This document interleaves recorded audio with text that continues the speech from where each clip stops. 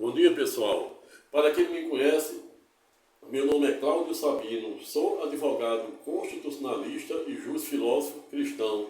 Hoje, notadamente, dia 5 de março de 2024, finalzinho de uma manhã, portanto, estou voltando aqui para fazer mais um vídeo para compartilhar de forma gratuita com os senhores e senhoras, desde já dando as boas-vindas aos novos inscritos, ato contínuo também convidando os mesmos para convidar o maior número de pessoas para se inscrever no presente canal. Aqueles que estão chegando pela primeira vez ao presente canal da cidadania, desde já comunico que o propósito do presente canal em que pese consiste exatamente em 3 dimensões, ou seja, 3D, que é a mesma escala tridimensional que os astronautas da NASA utilizam para explorar o segundo céu, que é aquele céu cosmológico, aquele céu literalmente escuro. E esta fora exatamente a razão pela qual batizei o presente canal de 3D ou 3 dimensões, pois no presente canal você tem a oportunidade de diariamente compartilhar com este que está a vos falar, que é advogado constitucionalista e juiz filósofo cristão, as mais diversas temáticas, diversas e complexas temáticas que vem sendo deliberada e pacificada pelo STJ, que é considerado o Tribunal da Cidadania, e tem a competência de pacificar a jurisprudência dos tribunais pátrios de 2º e 3º grau, bem como o Supremo Tribunal Federal, para quem certa feita Rui Barbosa não ouvidar em dizer ter a faculdade de rapuruto, é o guardião da Constituição e de toda a ordem jurídica interna. Dito isto, e para que, em tese, o vídeo aula não fique maior do que eu pretendo, desde já comunico o título objeto do nosso estudo de hoje. Abre aspas, Dia Internacional da Mulher, sob uma perspectiva de fato, valor e norma, à luz do direito de Deus e do direito dos homens. Fecha aspas. Eis a questão, como dizia o grande dramaturgo, e por que não dizer, um dos maiores poetas britânicos de todos os tempos, qual seja William Shakespeare, para quem certa feita não ouvidar em dizer, existia entre o céu e a terra, ano-luz mais coisa do que a nossa filosofia imagina. Dito isto, já começo a motivar a razão pela qual, no presente momento, fui instado ou provocado a falar de um tema tão sensível, não obstante necessário. Notadamente quando estamos passando por uma manifesta crise de legalidade e legitimidade, a ponto de as pessoas deixarem de acreditar na rigidez das instituições democráticas de direito, sobretudo quando estamos diante de tamanha violência, por que não dizer crimes contra as mulheres. Não à toa fui instado ou provocado a falar deste tema tão sensível, porém importante, exatamente em razão de hoje estarmos notadamente a 3 dias do Dia Internacional das Mulheres, qual seja dia 8, próximo dia 8, sexta-feira. E falar de um tema, não obstante sensível e necessário, não vem sendo tarefa fácil. Notadamente quando se tem notícia dos exorbitantes números estatísticos que apontam, em uma primeira síntese estreita, pelo nível de violência gratuita, notadamente contra as mulheres, pelos mais diversos motivos, viés, que em tese não se justificam. E dia 8, próximo dia 8 de março, ou seja, a próxima sexta-feira, é o dia que deve ser lembrado, deve ser comemorado como Dia Internacional da Mulher. Exatamente porque fora, a partir do advento da clássica Revolução Industrial, cujo combustível da época eram as máquinas a vapor, é que se tem, sob a perspectiva histórica, o primeiro marco inicial para dar origem a este transcendental Dia Internacional da Mulher. Mas o fato é que, para podermos entendermos os contornos e alcance, sobretudo sob uma perspectiva histórica, tenhamos que viajar na clássica Revolução Industrial. Quem não sabe, a Revolução Industrial se dera inicialmente na Inglaterra, onde o processo de produção era artesanal, era insípido, ou seja, não era industrializado. E aí, por meio das clássicas máquinas a vapor, adveio a histórica e transcendental Revolução Industrial, possibilitando toda uma ascensão industrial que se projetara no mundo. E hoje é muito difícil falarmos em indústria, falarmos em comércio, falarmos em macro e microeconomia, sem, contudo, trazermos à base a clássica e transcendental Revolução Industrial. Mas a Revolução Industrial, em que pese, foi apenas o primeiro marco temporal, inicial, para dar origem ao Dia Internacional da Mulher. Exatamente porque, em idos de 1857, notadamente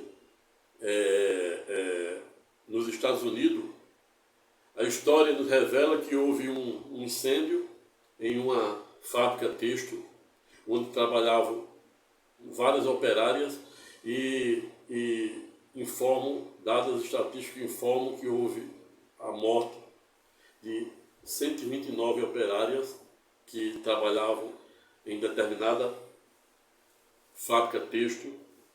Alguns dizem que dado incêndio foi literalmente criminoso. Outros, mais céticos, não acreditam nesta versão, diz que é mentirosa, a ponto de defender uma segunda versão, no sentido de dizer que o respectivo incêndio de 1857 em uma fábrica têxtil dos Estados Unidos se dera por força ou em razão de péssimas instalações elétricas, instalações das respectivas máquinas a vapor e etc. Mas o fato é que a história avança e surge o primeiro movimento político, por que não dizer, a primeira revolução na Rússia, conhecida como uma verdadeira revolução trabalhista, onde as mulheres lutavam por seus direitos políticos, não o direito político notadamente, mas os direitos trabalhistas. Elas se achavam literalmente discriminadas em razão do seu gênero, de sua condição, simplesmente por ser mulher. E aí na Rússia, notadamente em idos de 1917, houve aquilo que ficara conhecido na história como a Revolução Czarista, onde as mulheres entraram em greve e fizeram um verdadeiro movimento, uma verdadeira rebelião trabalhista em prol da defesa da igualdade de direitos, que desde então já eram literalmente suprimidos e segregados. Ou seja, com a Revolução Czarista de idos de 1917, notadamente na Rússia, se tem aí o primeiro marco histórico deste movimento que iria ficar conhecido como o Dia Internacional das Mulheres. Pasme, pois dado movimento surgir representa apenas o porto de entrada de dado movimento, pois não obstante dado movimento representado por esta clássica revolução czarista, onde as mulheres entraram em greve em uma das fábricas da Rússia, e não obstante também a elencada fábrica têxtil dos Estados Unidos ter, em iso de 1857, levado a óbito expressivo 129 operárias, não se sabe se fora suicídio, ou se fora proposital, ou se fora pelas péssimas instalações da elencada fábrica têxtil. Mas o fato é que logo após a Segunda Guerra Mundial, ou seja, em idos que se dera em idos de 1945, o dia 8 de março, ou seja, o que se comemora hoje como o Dia Internacional das Mulheres, passaram a ter um protagonismo, passaram a ser protagonista e ter uma valoração ano-luz maior, a ponto de, logo após a Segunda Guerra Mundial, a ONU, ou seja, a Organização das Nações Unidas,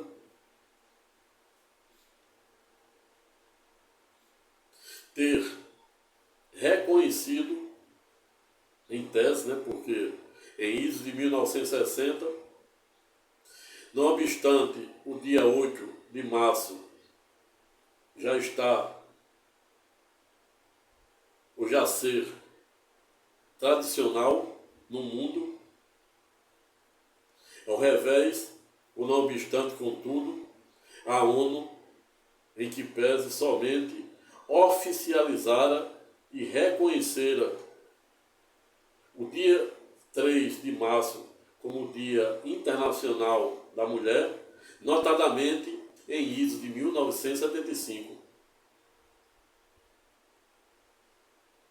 Ato contínuo, o dia 3 de março passando a ser oficialmente e mundialmente reconhecido como o Dia Internacional da Mulher.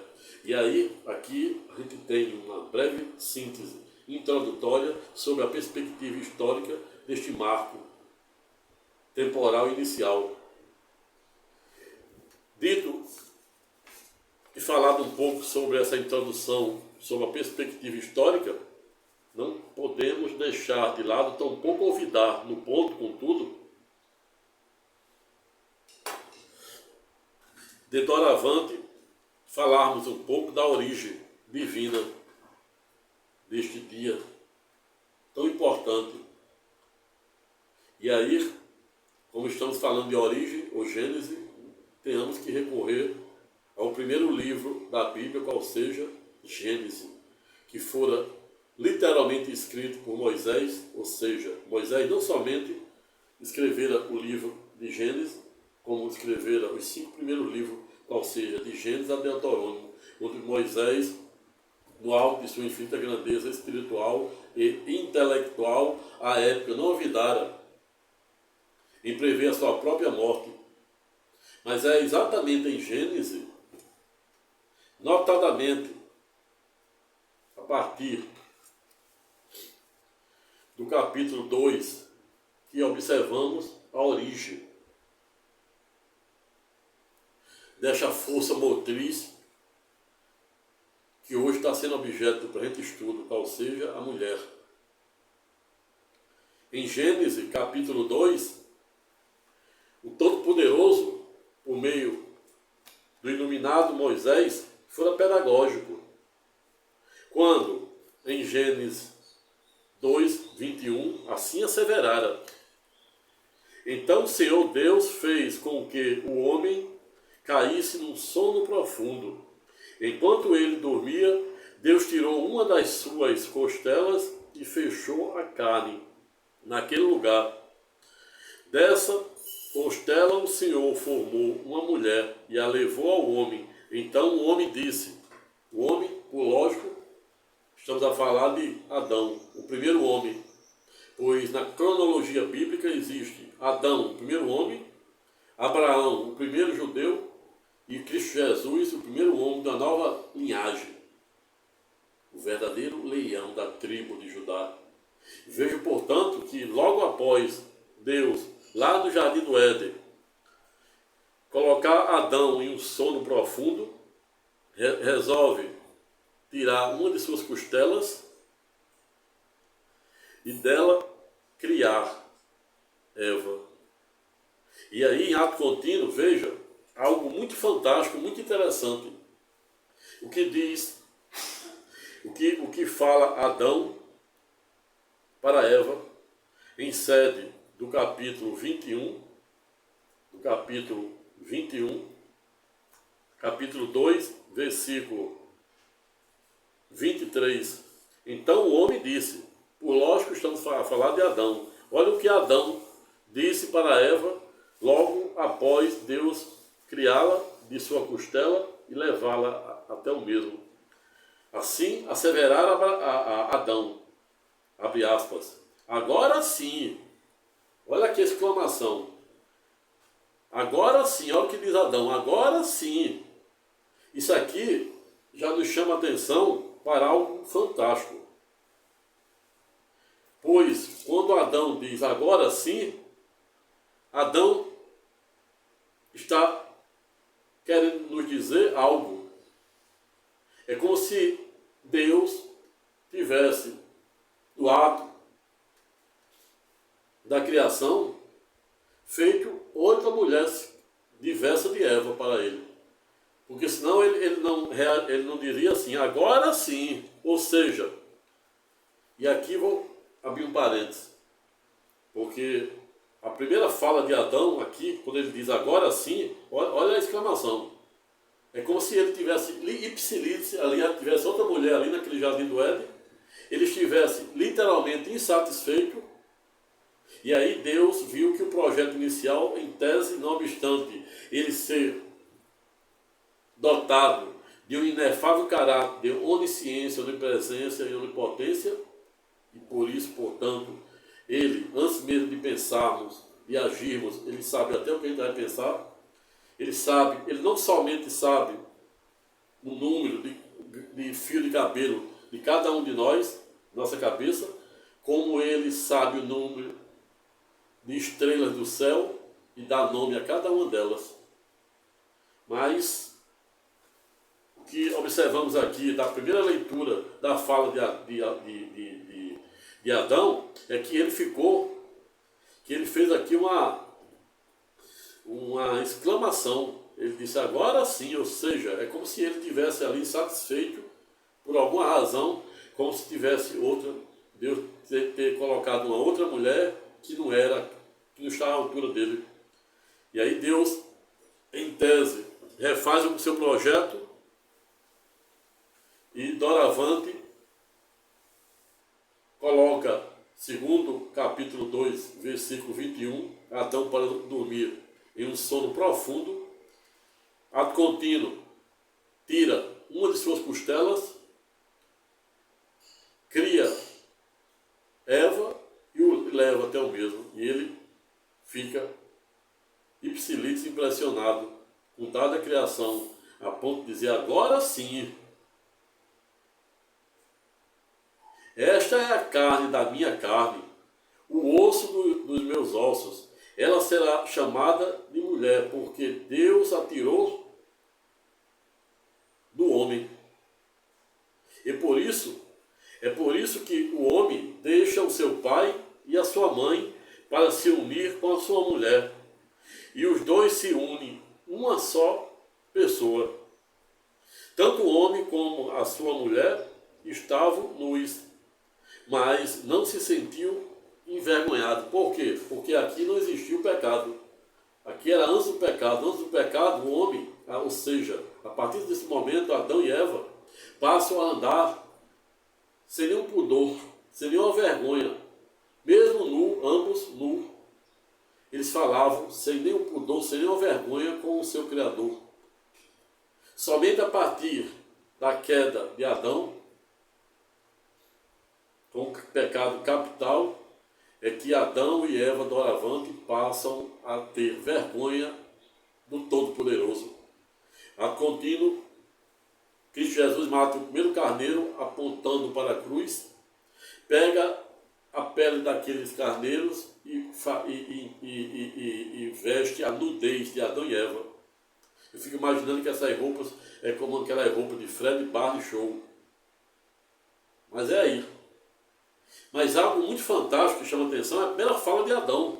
Quando Deus coloca para dormir no sono profundo, ato contínuo tira uma costela dele, ato contínuo fecha com carne e cria a mulher, a saber, Eva, leva até o mesmo e o mesmo diz.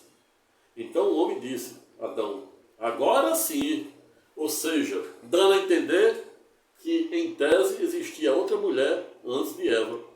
E aí, como um dos propósitos do Presente Canal é provocar você que está me ouvindo a desenvolver o gosto pela leitura, pela conjugação do verbo estudar, pesquisar e se estender,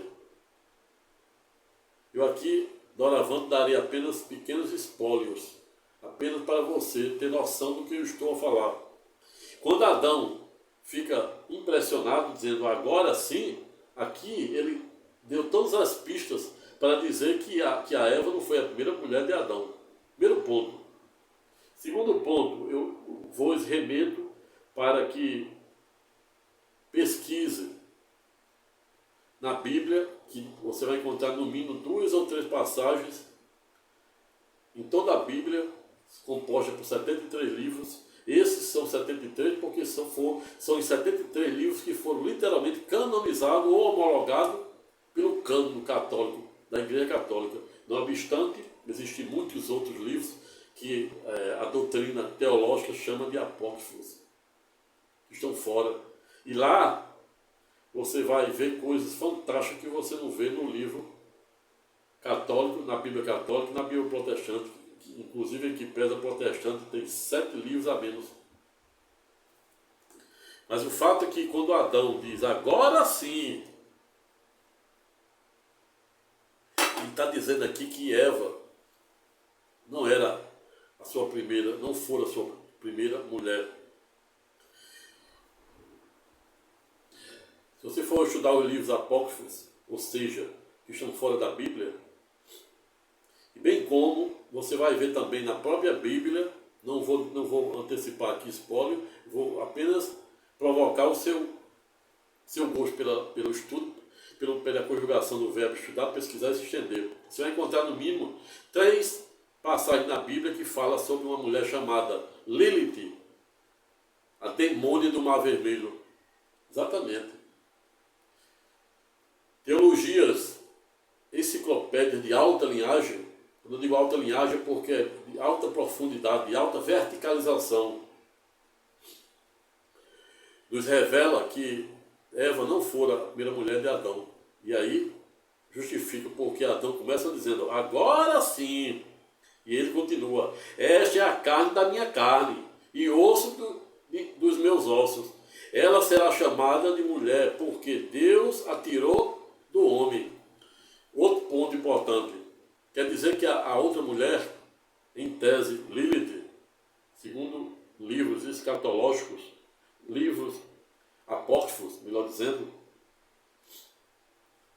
no primeiro ato da criação do homem e da mulher, Deus criou ou criara o homem e a mulher simultaneamente, ou seja, no mesmo momento, do pó, ou seja, do barro.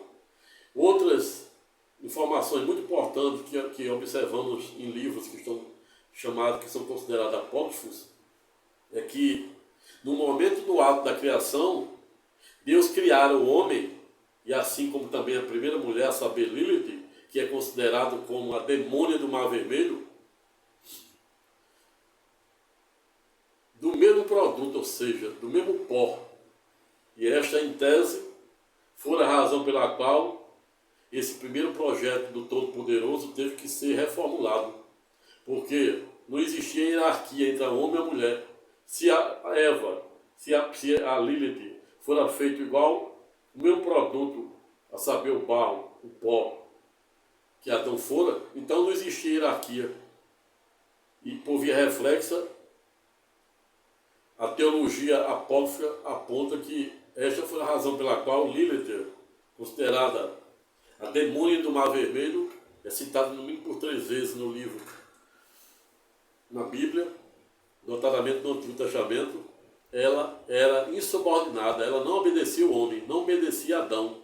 E é por isso que quando Adão, Deus coloca, reformulando seu projeto divino, coloca Adão para dormir em sono profundo, tira uma de suas costelas e cria a Eva e leva até o mesmo fica ipsilício impressionado e em tese até satisfeito. Agora sim, olha o que ele diz, agora sim eu tenho uma mulher de verdade. Por quê? Porque ela foi feita da minha carne e dos meus ossos. Ela será chamada de mulher porque Deus a tirou de mim, do homem, ou seja, dele. E aí Eva passa a ser o quê? Obediente. Onde vem a obediência? E Lilith, que era a primeira mulher de Adão, era insubordinável, partia para cima de Adão, era rebelde, era anarquista, exatamente porque ela não existia hierarquia, ela foi feita do meu produto, do meu pó. E há outros ensinamentos que encontramos também nos livros que estão fora da Bíblia, apócrifos, que diz que no momento em que Deus criara Adão, ele pegou um pó de cada parte do mundo e ele fora feito gigante, do tamanho do mundo, exatamente para Adão ser considerado o primeiro homem, Abraão, o primeiro judeu, e Cristo Jesus, o primeiro homem de uma nova linhagem, o verdadeiro leão da tribo de Judá, onde, segundo o último livro escatológico da Bíblia, promete que, diversamente da primeira vez que ele veio na qualidade de servo e cordeiro para ser o nosso redentor e sumo sacerdócio na ordem de Melquisedeque, doravante, quando ele vier pela segunda vez, ele virá montado num cavalo branco, como verdadeiro rei e leão da tribo de Judá. Esta é a promessa escatológica do dia do Senhor, ou do dia do tribunal de Cristo. Veja, portanto, o quão fantástico é. E por isso que o homem deixa o seu pai e a sua mãe para se unir à sua mulher. E os dois se tornam uma só pessoa. Tanto o homem como a sua mulher estavam nus. Mas não sentiu vergonha de quem? Do Todo-Poderoso. Porque não existia o pecado. A partir do pecado de Adão e Eva, os dois passam a ter vergonha. E Deus mata o primeiro carneiro, pega a pele daqueles carneiros e faz a veste para vestir a nudez, ou seja, a vergonha dos dois.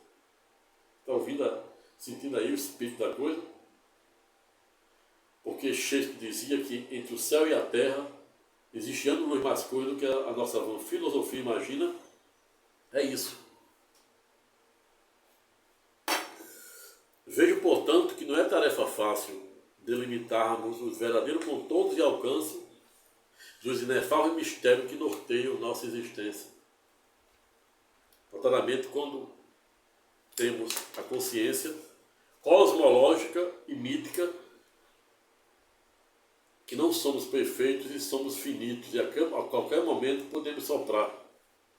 Não à toa, céu e terra passarão, somente as escatológicas palavras e promessas do Todo-Poderoso não hão de passar. 1000 cairão ao meu lado e 10.000 à minha direita, mas nada me abalará, pois o Todo-Poderoso estará sempre comigo, convosco hoje e sempre. Amém. Um dia para o Todo-Poderoso é como 1000 anos, assim como 1000 anos é como 1000 dias, um dia. Razão pela qual, logo após a morte, crucificação de Cristo Jesus e ulterior ressurreição do terceiro dia, logo após a sua alçada aos céus, ele disse que voltava logo. E há 2000 anos, os fariseus, notadamente os discípulos de Jesus, já perguntavam a Pedro por que ele disse que vinha logo e não teria vindo. Isso, imagina, 2000 anos. Mas se fosse hoje, 2000 anos depois. E Pedro, em Pedro 3, 2 e seguinte, ele foi pedagógico, no sentido de dizer que ele não veio ainda para nos poupar, pois se ele vier do jeito que a população está depravada, e esse termo depravação, entendam-se, quando você vai ver a palavra depravação no latim, você vai ver que a palavra depravação significa o que tem de mais perverso no homem. Não à toa, quando vamos estudar a soberania divina de Deus, João Calvino diz que o homem é pervertido e perverso de tal maneira que tudo que ele fizer será inócuo, pois ele nasceu ipsilito depravado, na acepção jurídica do termo.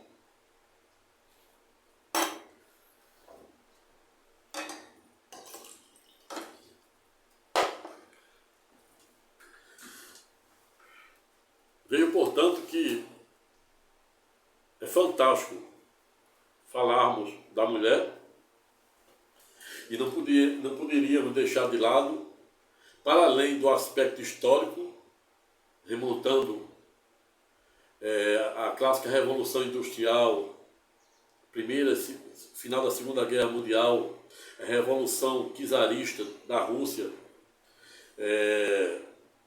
o fim da Segunda Guerra Mundial em 1945 e o reconhecimento pela ONU, a Organização das Nações Unidas, notadamente em 1875, reconhecendo o Dia Internacional da Mulher, sob a perspectiva do direito internacional, não vem sendo tarefa fácil e não poderíamos deixar de fazer ou fazermos uma introdução sob a perspectiva divina,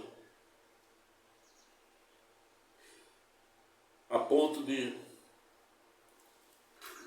usarmos esta passagem, transcendental passagem da fala de Adão, onde Adão faz uma verdadeira contemplação da sua segunda em tese mulher, a saber, Eva, quando diz: agora sim, esta é a carne da minha carne e osso dos meus ossos.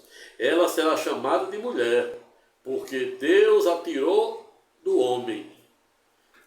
E é por isso que o homem deixa o seu pai e a sua mãe para se unir com a sua mulher. E os dois se tornam uma só pessoa. E aí, lá em Paulo de Tarso, notadamente, Paulo de Tarso, notadamente em Coríntios 12 a 27, Paulo de Tarso é literalmente pedagógico, no sentido de dizer que somos feitos de muitas partes, ou compostos de muitas partes, não obstante sermos objeto de um único corpo, ou seja, do corpo de Cristo. Assim como Deus criara a Eva da costela de Adão para tornar um o corpo do outro, ou seja, o homem e a mulher, quando se unem, passa a representar um único corpo.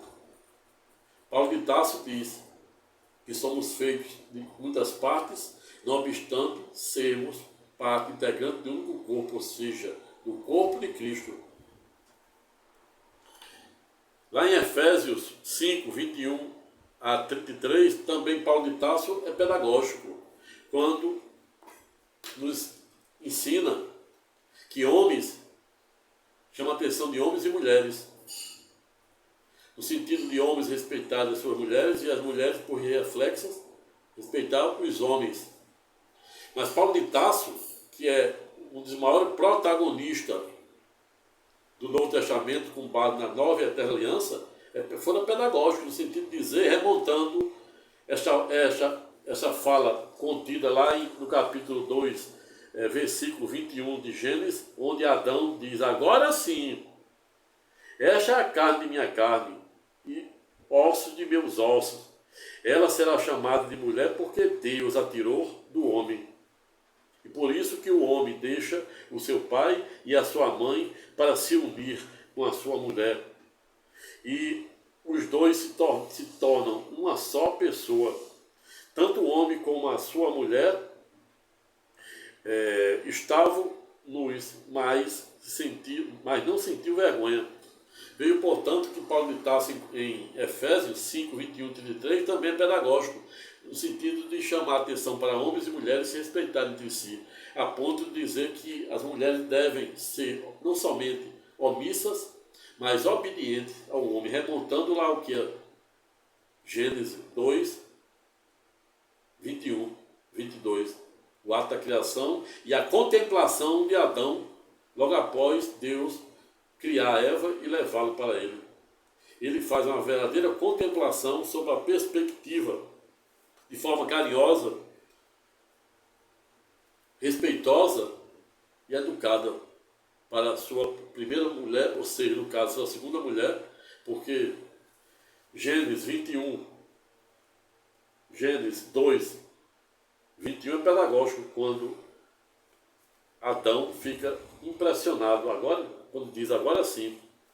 Outro fato que chama bastante atenção e que merece destaque do presente estudo é outra grande discussão que se tem, não somente acerca de Lilith, que é considerada demônio do Mar Vermelho, e como já havia falado, a Lúris, ela é citada no mínimo por 3 vezes na Bíblia. Para além disso, também existe outra grande discussão acerca de por que Deus criara Eva por meio da costela do homem, ou seja, de Adão. E aí, isso nos remete para uma grande reflexão, para saber a razão pela qual Deus, tantas outras partes que existiam no corpo, ele escolhera logo a costela de Adão para dar a criação.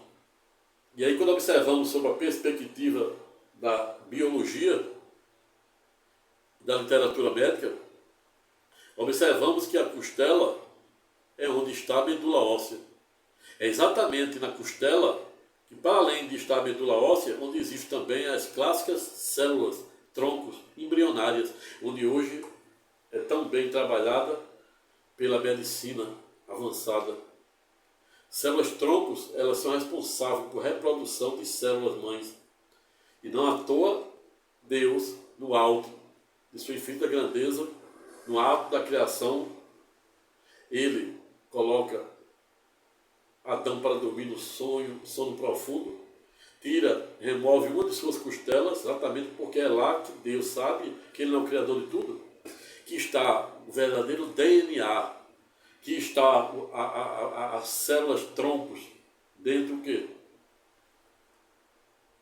As células embrionárias, para exatamente a mulher ser, em tese, a imagem do homem. E aí, quando Adão diz aqui, agora sim, aí a gente começa a entender por quê, né? Por que a existência e por que Deus usara a costela de Adão para criar Eva. Exatamente porque Adão diz, agora sim, esta é a carne de minha carne e osso dos meus ossos, e será chamada de mulher porque Deus a tirou de mim. Ou seja, antes Deus fizera Lilith da mesma forma que fizera Adão. E aí gerou um problema, porque a Lilith disse, o que é que você tem diferente de mim? Você foi feito do meu pó. Por que eu tenho que obedecer a você? E Deus viu que aquilo ali estava gerando um problema sério. E reformulou seu projeto de criação. Ato contínuo, nos remontando a ideia e a razão pela qual Deus, no alto de sua infinita grandeza, utilizar a costela, que está exatamente, as células tronco, exatamente para a mulher, para além de ser obediente ao homem, ela também ser parte integrante do único corpo. No ator ele diz aqui, ó, e por isso que o homem deixa o seu pai e a sua mãe para se unir à sua mulher, e os dois se tornam uma só pessoa. Aí remontando também o que Paulo de Tarso diz, que somos feitos Ele diz lá em Coríntios 12 a 27, que somos feitos de muitas partes, não obstante sermos parte integrante de um único corpo, ou seja, do corpo de Cristo. Está vendo aí a sintonia? Outra coisa também, muita gente questiona e é cético em entender, dizer que o Novo Testamento revogou o Antigo, o Velho. E aí eu digo que quem faz essa interpretação está ipsilitris enganado, com devido respeito e sem nenhuma pretensão de voltar à matéria. Pois se isso fosse verdade, bastara recorrermos à clássica transfiguração de Cristo Jesus, onde naquele momento ele chama os seus 12 discípulos, doravante ele diz, daqui para frente só 3, a saber, os seus 3 mais queridos, quais sejam Pedro Simão, o cético Pedro Simão, Tiago e João, Tiago escrevera, aquele que diz que a fé não pode ser como as ondas do mar, Tiago que diz que descumprir um único dispositivo da lei de Deus é como descumprir todo o arcabouço, e também diz que cumprir a lei de Deus em detrimento da lei dos homens nos coloca na condição de pecadores. Pedro Simão, aquele que iria negar o seu Senhor, a saber, Cristo Jesus, por 3 vezes, e esta talvez em tese pode ter sido a razão pela qual ele não se achara digno de morrer igual ao seu Senhor, ou seja, crucificado de cabeça para cima e sim de cabeça para baixo. O temperamental João seria aquele dos 12, o único que iria morrer de morte natural aos 94 anos na ilha de Patmos, quando o imperador romano tentara matá-lo numa caldeira escaldante de azeite e o mesmo saíra ipsilitris ileso, ou seja, sem uma queimadura. Ato contínuo, o imperador achava que era mais um bruxo, porque existia muitos bruxos na época, na cultura greco-romana, mandilharam na ilha de Patmos. E aí o erudito João, do Apocalipse, disse, isso aqui é só mais uma carruagem de fogo que irá me levar ao meu Senhor. Eles jogam João na ilha de Patmos, na Grécia. João olha para frente, só mata fechada, olha para trás, só o oceano.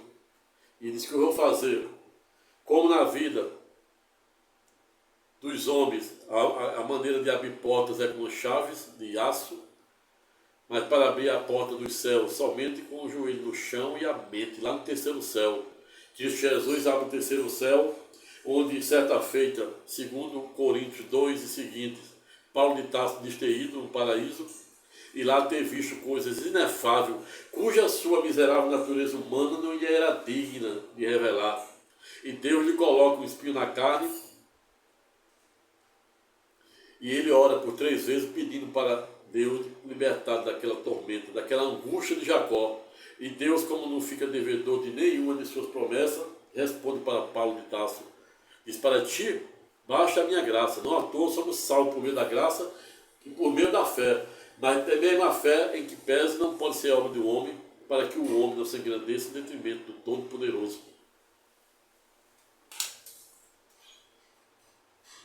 O apóstolo João, quando está na ilha de Patmos, Cristo Jesus abre o terceiro céu e diz, trouxe um homem aqui, a saber, Paulo de Tarso, o antigo Saulo. Ele ficou tão impressionado que nem conseguiu escrever uma vírgula. Pega um papel e começa a escrever as 7 cartas escatológicas para os 7 anjos do Apocalipse, que odiernamente ou atualmente em que pese se encontram localizados no interior da Turquia. E é isto que for objeto do que é o último livro da Bíblia hoje, a saber, o último livro escatológico de Apocalipse, que significa revelação. A revelação de Cristo Jesus para o seu querido apóstolo João, que dos 12 discípulos fora o único, repita-se, o único que morrera de morte natural, notadamente aos 94 anos na ilha de Patmos. E também por via reflexa, em que pese, era o único que estava no Calvário, na cruz, na crucificação de Cristo Jesus, junto com as duas Maria, Maria Madalena e Maria, mãe Naquele momento, Cristo Jesus disse: Maria, cuide do seu filho. João, cuide de sua mãe.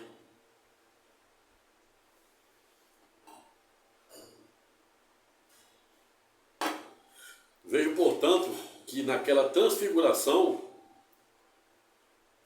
onde Jesus escolheu seus 3 queridos, ele começaram a se transfigurar e ficar ipsilis iluminado e flutuar. E de um lado aparece Moisés remontando o Êxodo e a lei mosaica, e do outro Elias representando os profetas. Os 3 anos e meio em que Deus dera poder para Isaías pregar no deserto, que ele prega diversamente de seu sucessor, a saber Eliseu, que pregara ipsilis na área urbana. Elias foi um profeta que, para além de pregar nu, sob o comando do Todo-Poderoso, ele também pregara exclusivamente no deserto, a ponto de ressuscitar o filho da viúva, abastecer a jarra de azeite da viúva, abrir o rio Jordão, assim como Josué, assim como Eliseu abriram também. E para além disso, Deus dera poder para ele, Elias, o profeta Elias, abrir e fechar os céus para chover e não chover. E o interessante é que Deus, como Elias foi um profeta que pregara exclusivamente no deserto, Deus mandava comida para ele pela boca dos corvos. Aqueles mesmos corvos que até pouco tempo se via de símbolo para sustentar a monarquia britânica. Coincidentemente, quando morreu um dos corvos do palácio da rainha, ela em seguida foi a óbito. É mera coincidência?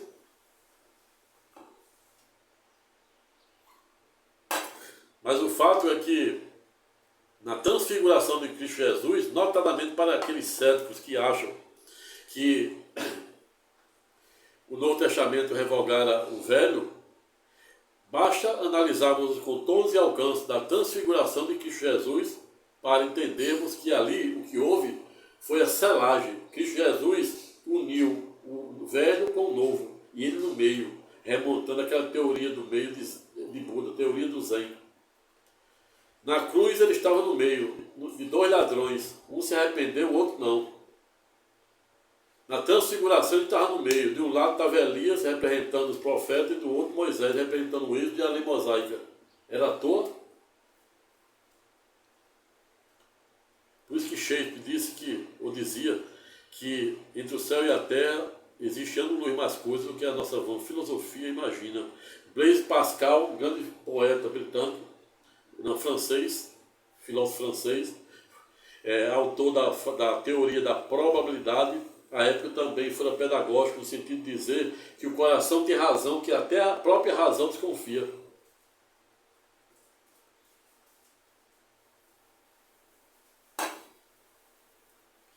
Vejo que o quão interessante é a razão pela qual Deus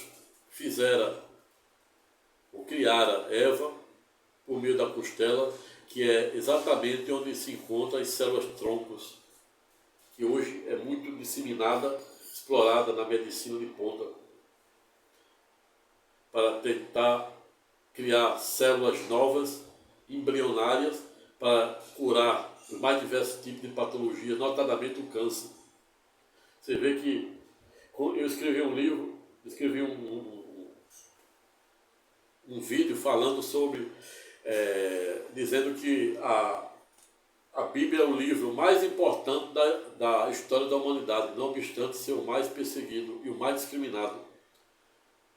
Mas hoje não será objeto do nosso estudo de hoje. Irei fazer um segundo vídeo para mostrar o porquê a Bíblia deve ser o livro mais importante, e é o livro mais importante da humanidade, pois nele você tem as mais diversas ramificações do conhecimento humano.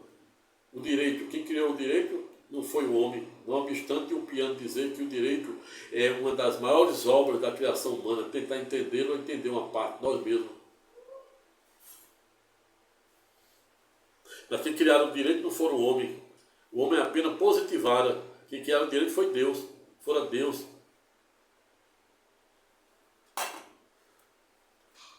Meio da lei mosaica, que até hoje é utilizada no Estado Soberano de Israel, que não obstante, desde 14 de maio de 1948, logo após um baiano brasileiro, a saber, Oswaldo Aranha, que estava à frente do Conselho de Segurança da ONU, chefiando, convidou o chefe, o representante de Israel e da Palestina para criar 2 estados, um para cada um, e na ocasião só conseguiram criar o de Israel.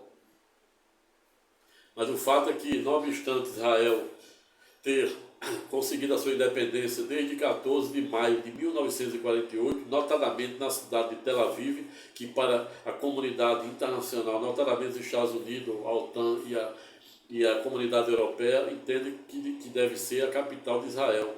Não obstante, o próprio governo de Israel, referendado às inteiras pelos Estados Unidos, México e muitos outros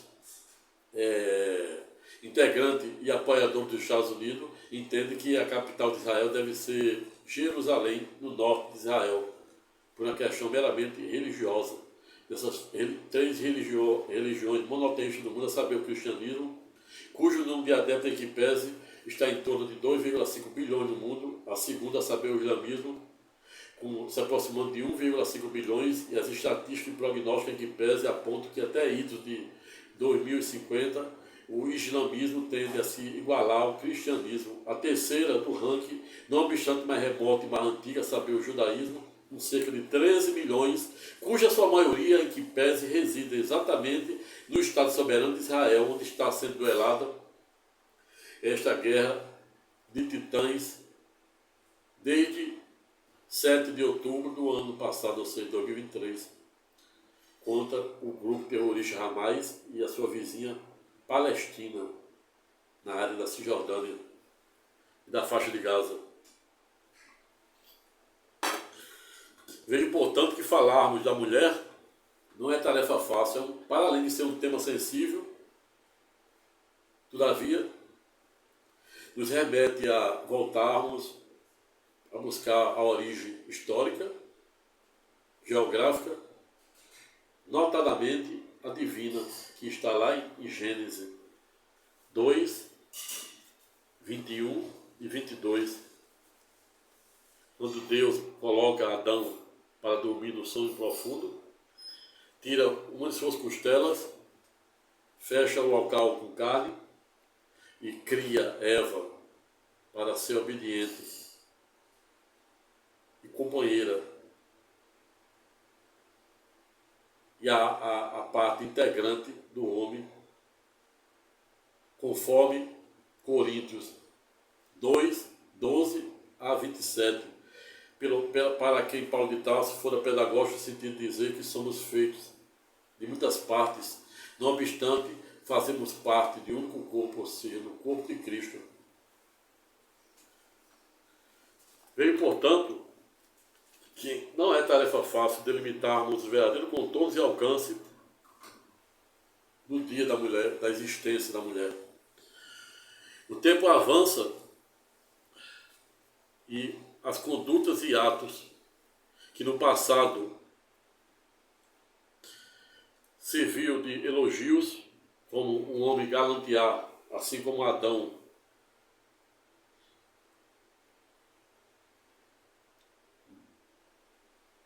que fazia a mais bela contemplação à sua companheira Eva. Ao longo do tempo, o tempo avança e condutas, comportamentos que na época de Adão eram tidas como contemplações de caráter carinhoso, respeitoso e amoroso e de admiração. O tempo avança e as mesmas condutas em tese, doravante, passam a ter novos adjetivos, passam a ter novas denominações, novas terminologias, a ponto de a mulher avançar, ocupar cargos que antes só eram ocupados pelos homens, as mulheres participarem da política, começaram desde 1960 com a Revolução Czarista. As mulheres russas fizeram um verdadeiro protesto, uma greve em prol de direitos iguais, da segregação e supressão de direitos trabalhistas. Mas hoje, para além disso, existe dessa segregação trabalhista, existe também as segregações de natureza eminentemente de gênero, onde a mulher é discriminada pelo simples fato do seu sexo. E não à toa existe o princípio da isonomia formal e material, cujo segundo em que pese consiste exatamente em tratar os iguais desigualmente na medida de sua desigualdade e no limite da lei.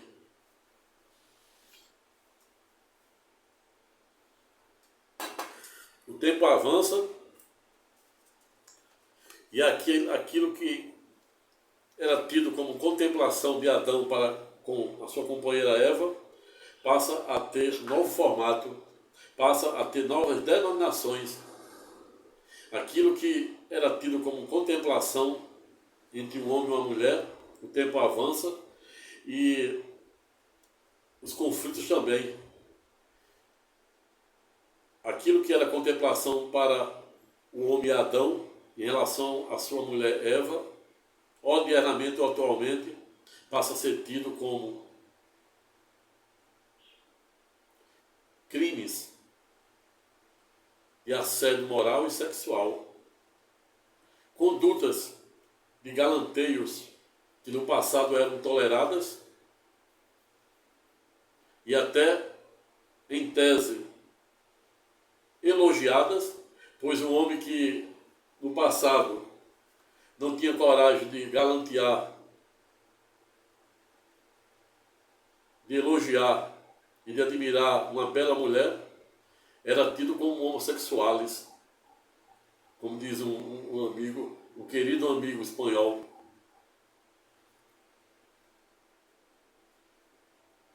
O fato é que o mundo avançou. E a mulher diz, não, não é não. E a mulher deve estar onde ela quiser. É assim que está hoje. É assim que a cultura avançara, e não é não. E a mulher, e o lugar da mulher é onde ela quiser estar. E vemos aí, com o neoliberalismo, o avanço do neoliberalismo foi de tamanha grandeza que lugares, postos que dantes só eram ocupados por homens, a partir do momento do neoliberalismo, a mulher passa a ocupar cargos que dantes só eram ocupados por homens, como piloto de avião, diversas aí, brilhantes. As mulheres estão estudando em tese mais do que os homens, ocupando o cargo que antes só os homens ocupavam nas Forças Armadas, na ciência, na tecnologia, no direito. Muitas mulheres, magistrados, advogados, brilhantes. Parlamentares, as mulheres entraram na política, baixaram a primeira.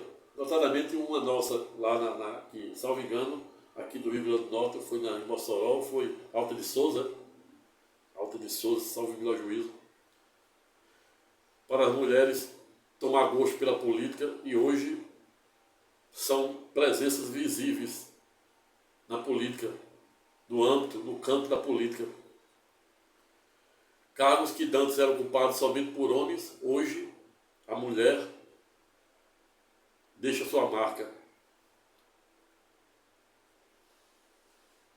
Sob a perspectiva do amor de Deus, do amor de mãe, começa dizendo que a mãe, diversamente do amor de Deus, o amor de Deus é imparcial. Deus não é parcial com nenhum de seus filhos, nenhum de nós. Deus jamais vai dizer o que a gente quer ouvir, e sim o que a gente precisa ouvir, como eu venho defendendo nos mais diversos vídeos que venho fazendo. que o verdadeiro professor, o verdadeiro pai e o verdadeiro advogado deve agir como Deus. Não deve dizer o que o cliente, no caso do advogado, o que o aluno, no caso do professor, e o que o seu filho, no caso dos seus pais, querem ouvir, sim o que eles precisam ouvir.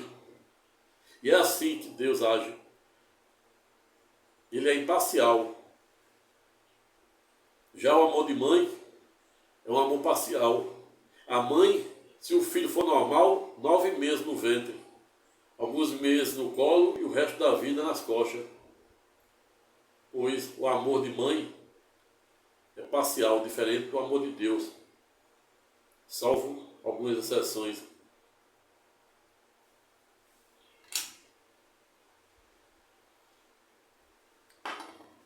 A mulher, no passado, notadamente na época de Cristo Jesus, era chamada de mulher. Todas as pessoas do gênero feminino, quando o homem, a gente fala sobre a perspectiva humana, a gente diz o homem como um ser. O homem como um ser, ou seja, o sexo frágil, o sexo feminino, na época de Jesus, era chamada de mulher. E muitos acham isso pejorativo, porque Jesus chamava as mulheres de mulher. Exemplo, Maria Madalena, mulher, na hora em que ela estava sendo ipsilis, ou seja, literalmente apedrejada, e ele estava escrevendo na areia o nome daqueles que não iriam entrar no livro da vida, pois entrar no livro dos vivos basta nascer, que a gente entra no livro de Deus, dos vivos, para aqui na terra, na lei dos homens, para entrar no livro, no cartório, basta nascer. Agora, para entrar no livro da vida é os 500. E aí naquela assentada, Jesus, que os fariseus tentavam apedrejar Maria Madalena, e ele se dirige para aqueles fariseus da época, que hoje não é muito diferente. Os fariseus hoje estão espalhados aí com outras denominações, das mais odiosas e deletérias possíveis. Ele diz para aqueles fariseus: atira a primeira pedra aquele que nunca pecara. E todos aqueles fariseus se esvaziam dali. E ele se dirige para Maria Madalena e diz: mulher, olha o termo, mulher. Jesus chamava todas as mulheres de mulher, não porque era pejorativo. Hoje, se você chamar a mulher de mulher, muitos acham que está sendo um termo pejorativo. Mas saibam que na época de Jesus, na cultura greco-romana, em que pesa o termo e a terminologia, e por que não dizer o pronome de tratamento mulher, era o que era mais digno para se dirigir a uma mulher. E esta é a razão pela qual Jesus, para dar exemplo, chamava Maria Madalena de mulher. Assim como ele também chamara a mulher samaritana de mulher. Não como um termo pejorativo, mas porque era o pronome de tratamento mais digno que na época de Jesus podia dirigir a uma mulher, para ver o tamanho do respeito que Jesus tinha pelas mulheres.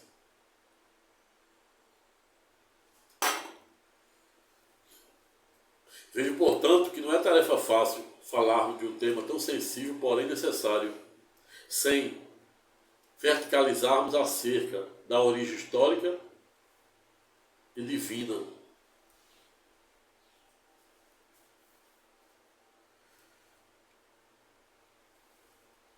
Existia um grande protagonista do direito, a saber, o piano, para quem à época é novidade em dizer, abre aspas, que o direito é uma das maiores obras da criação humana.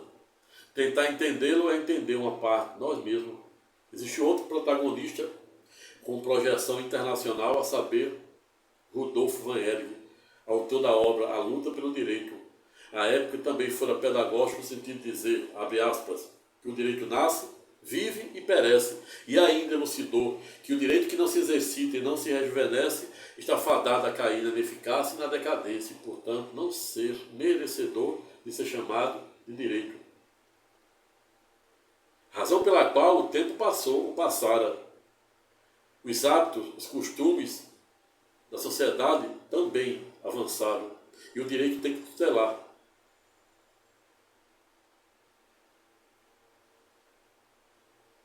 Para que não caia na ineficácia e na decadência, como defendia o jurista alemão Rudolf von Ehring.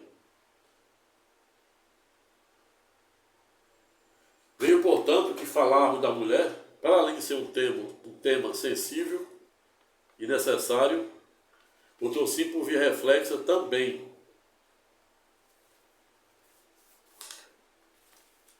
nos remonta a fazer a diferença entre o amor de Deus em relação a todos nós e o amor que uma mãe nutre com seu filho que passa 9 meses no ventre, se for normal, alguns meses no colo e o resto da vida nas costas. E, diversamente do amor de Deus, que é impassional, ou seja, Deus não diz o que a gente quer ouvir, sim o que a gente precisa ouvir sobre aquilo que reflete a sua vontade e seu propósito. Mas o amor de mãe, em tese, na maior parte das vezes, é parcial. E acaba também, por via reflexa, prejudicando a sua prole. Razão pela qual finalizo o pré-estudo temático no sentido de dizer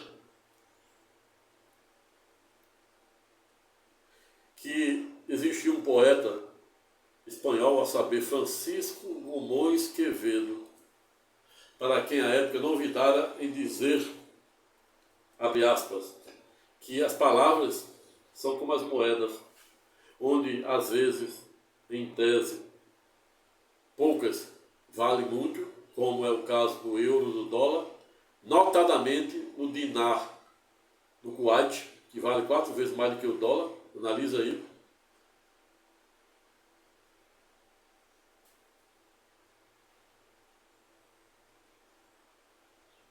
Em contrapartida, às vezes, muitas, como é o caso da moeda da Argentina, que vem décadas passando por uma crise sem precedente e, pelo que indica, piorará mais ainda com a chegada do emblemático Javier Milei, com a sua política nem um pouco ortodoxa,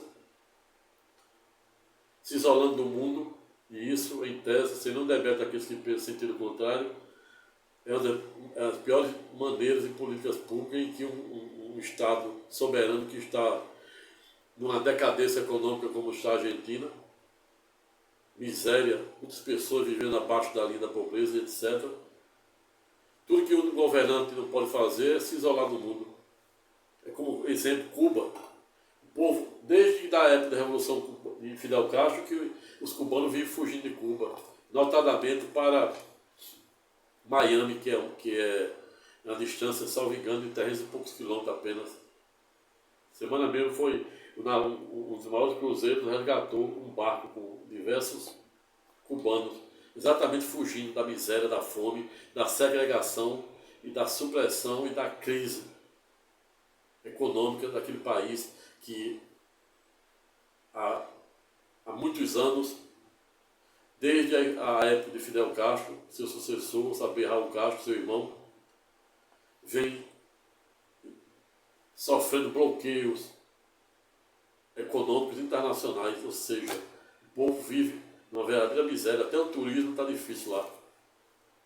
Que antes os turistas ainda tinham direito a alguma coisa, ainda conseguia fazer algo, hoje nem isso.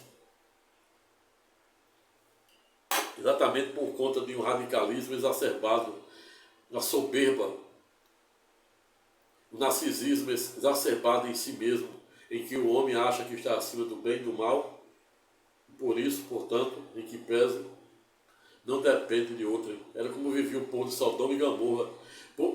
Sodoma e Gomorra era considerada um verdadeiro paraíso, um verdadeiro jardim do Éden.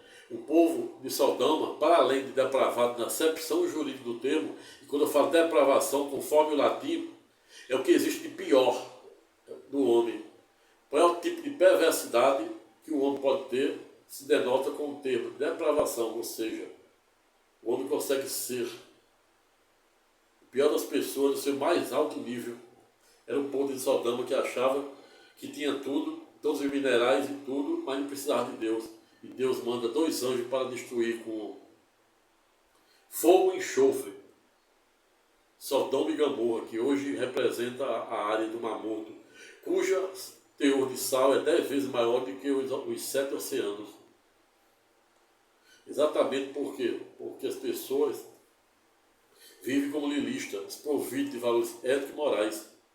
Razão pela qual Francisco Gomes Quevedo, ou seja, o poeta espanhol, dizia que as palavras eram como as moedas, onde muitas, como é o caso da Argentina, não valem um centavo, e poucas, como é o caso do euro, do dólar, notadamente do Guiná, do Kuwait, que vale 4 vezes mais do que o dólar, vale muito. Razão pela qual sou adepto das poucas palavras que vale muito, no sentido de dizer que assim como no direito, conforme o Piano, que diz que o direito é uma das maiores obras da criação humana, tentar entendê-lo é entender uma parte de nós mesmos, por via reflexa, a mulher fora uma das maiores obras da criação do Todo-Poderoso. Tentar o homem, nós, homens, o atual Adão do presente momento, procurar entender ou entendermos as mulheres é compreender uma parte de nós mesmos, haja vista a mesma ter sido feita de uma de nossas costelas que representa o nosso DNA. Pessoal, estou ficando por aqui. Não tive a menor pretensão de votar a matéria, tampouco faz nenhum demérito àqueles que pensam em sentido contrário, pois isso é democracia. Desde já, desejando, no fundo do coração, que o próximo dia 8 de março, ou seja, sexta-feira, um excelente dia para todas as mulheres do Brasil e do mundo, e desejando essa bela rosa para você que